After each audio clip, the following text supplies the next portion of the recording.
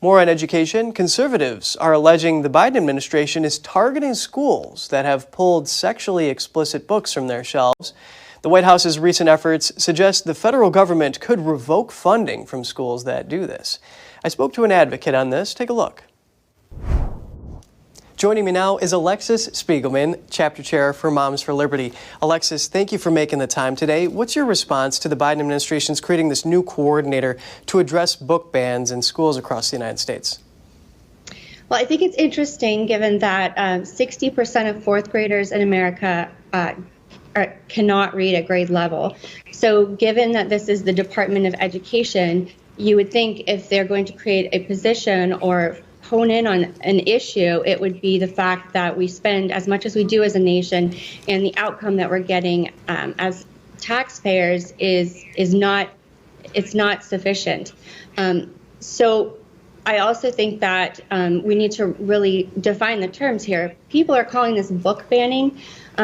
Nobody's banning any books. We pay for not only our public education locally, but we also have public libraries that we fund. So if a book is not being made available in a school, parents have the ability to go to their public library, and as they have for many years, and get their child a library card. Many of these things are available digitally. The bottom line is that's the parent's role. So if a parent wants to make this book available to their child, that is their prerogative. But it's also the right of the parent that doesn't want them to have access to. Some of it's just downright pornographic. There's one book that has been in Florida schools that a child is depicted giving oral sex to another child. I don't understand what the purpose of that is in our schools and what educational value that would have.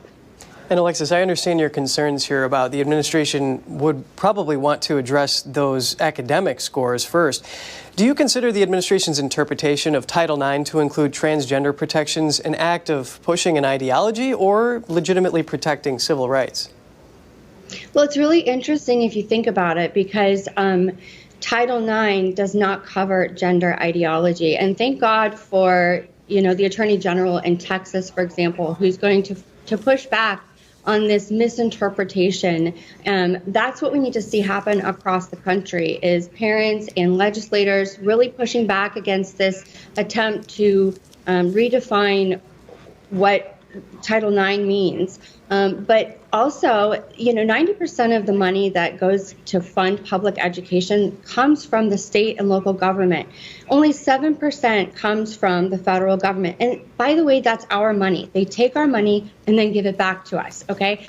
But the 7% that comes from the federal government predominantly goes to fund disadvantaged and children that are part of one of the actual protected classes in Title IX.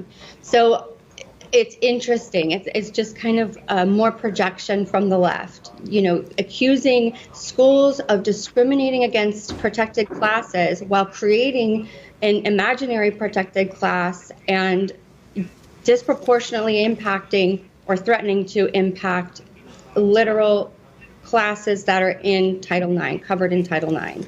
And just in 10 seconds here, what is Moms for Liberty doing about all this? Well, we have been working with our legislators and trying to get bills passed like you saw in Texas. There's no reason that this shouldn't just be illegal. We don't need to give porn to children. And then, holding at our local level, because as I said, schools are meant to be run locally, pushing back and advocating for what your community would like done in your school. That is why the Department of Education there are calls to get rid of it, because it is not a constitutionally created office. Schools were always meant to be run locally, and parents need to get involved and determine and call for what they want in their local schools. Well, I can definitely see you're taking a very strong stance in this issue. Alexis Spiegelman, Chapter Chair for Moms for Liberty, thank you for your time. Thank you for having me.